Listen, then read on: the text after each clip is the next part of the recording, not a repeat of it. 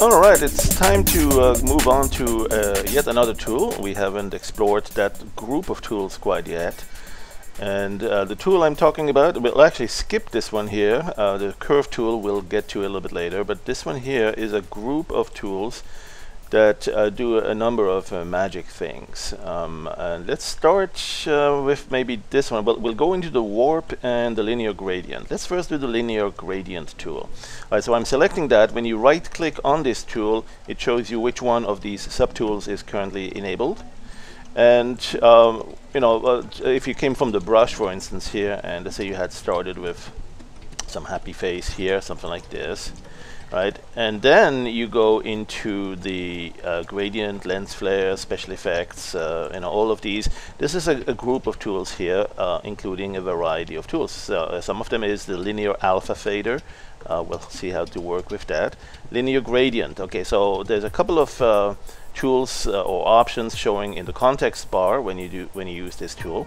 And the linear gradient tool essentially allows you to take the gradient that you currently have selected. This is the default one going from black to white, and apply it across the current image. Now it goes all the way solid from one end to the other, so it replaces the current image really.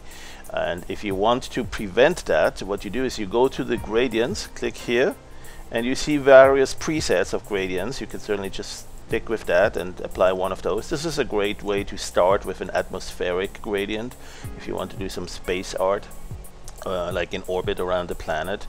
But you have a lot of other ways to work with that, which is to jump into the gradient editor or the sweep editor. I'm going to grab the sweep editor, and what you see here is it basically contains a group of 8 different gradients. And you can choose different groups. There is a little point down options there to let you choose or load other groups. So each group of gradient here has 8 presets, like gunmetals. This is great for game artists who want to quickly create some sort of gunmetal looking surfaces. So when you use something like this and you're still using that tool here, the linear gradient tool, you now have that gradient going across there. Now that gradient can be used with some tools we've seen before, like the fill tool, the rectangle fill. When you click on that, when you right click on that, or if you click it to select it, but when you right click the different options, the fill settings show up here, right? And the gradient is one of the ways to fill, right? So you can do a gradient fill, and whatever the current gradient is, and in this case this is the gradient I currently have in effect. So if I'm doing a rectangle fill like so, right now it's not doing the gradient mode, it's just using the current color, whatever my current color is, right? But if I enable, see, this is the default one here, the plain color mode. So if I enable the horizontal gradient, now it's going to apply that gradient right in there in real time. And you've got the vertical gradient options. There it is. Oh, got to click the icon to make it so. So there's a variety of other ways to fill that gradient in there. All right. So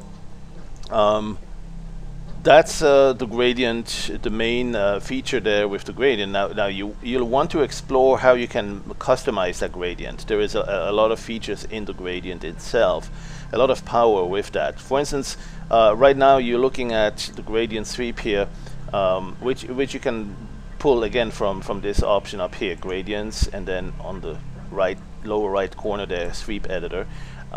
There's a couple of other places to grab this from, like Window has it, and then you can see here there's a shortcut P for, I don't know, playtime, I guess. Because you get to really play with colors and combinations and transitions. So you can change all, or you can see everything changing here. You can change just the value, the red channel by itself, the green channel. So if you have more red channel at the beginning and then you reduce the red channel down here, you'll see the resulting colors. And this is what it gives you when you look at it all. The opacity is an interesting one too. So it's fully opaque here, but if you bring it down in on the edges, so right now what it does is it goes like this, right, when you fill it like so. Or if you actually use the gradient linear tool, there you go, it's covering the entire image. Right, and what I'd like to do really is to not do that. So I'm going to leave it transparent. I'm going to bring the opacity on the edge all the way down. There you go. All right, so now the red side is fully transparent where it starts, And you can see when you look at very up close on the rubber band there, it's, let's see if we can do that, to zoom in a little bit. Yeah, there's a little notch where the rubber band sticks beyond the red transition, and that's because there is still more there, but it's transparent, right? That's what I did right here. I created a transparent transition.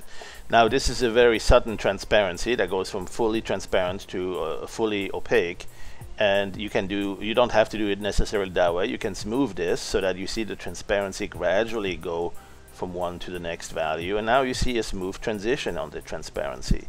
Right, so you can do that, and you can also make it transparent on the other end. So now you have basically a band, and let's make it fully opaque first, and then just bring it down to transparent here and down to transparent on this side. So both sides are fully transparent at the end, but they start and then they go fully opaque immediately and all across. So now you have bars like pencils that you can draw, or they can expand here and do some really interesting things with that too. Look at that. So simply by working with the transparency on my gradient, I can have the gradient appear and then disappear suddenly there. And again, I can smooth it to make it a little bit more transitional, soft.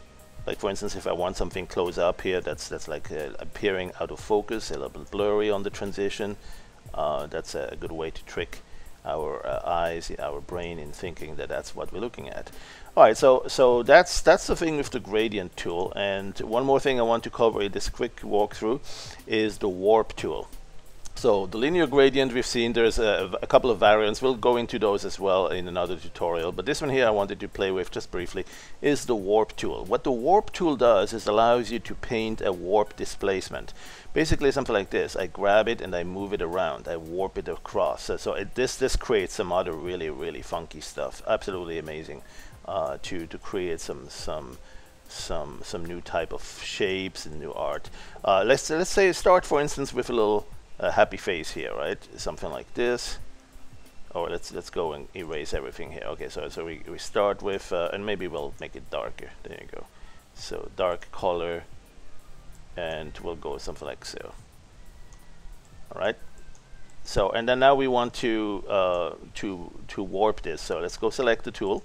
Right click here to verify. Yep, checkbox on the warp tool. And what you can do with that is pretty fun. You can, let's keep it anti-alias. I think that's the default. And then grab the eye and move them around. And basically it warps the whole thing around there. Right, look at that. Now you can adjust the bias here to have it a little bit less intense or a little bit more. So you grab the eye here. Grab the mouth. All sorts of funky stuff you can create with that. You know, it's a little bit like this. It's like if you grab the paint tool, right click on the paint tool, and then find some of those effects tools, like smear or modeling clay, right? Some of these will do similar effects, but they may have a little bit of a painterly side effect as well. They put the blotch down before they start moving it. So if you have a different color here, like red, it puts that down. Now sometimes that's what you want, right? You want to give them a different color before you extract it, like so. But there's also other ways to smear it under the effects brush collections. There's the smear 50 or smear 100. Well, some of these are, you know, all of these have their merits and their advantages or their features that sometimes you'll be looking for. But this is yet another one. So if you look at this tool here, use the warp tool, you can go and warp this entire section here. Do some really cool stuff with that. And so that will be all for this quick demo and walkthrough, and we'll catch you in another tutorial. There's still a lot to explore in this entire collection of tools, and we'll see you soon.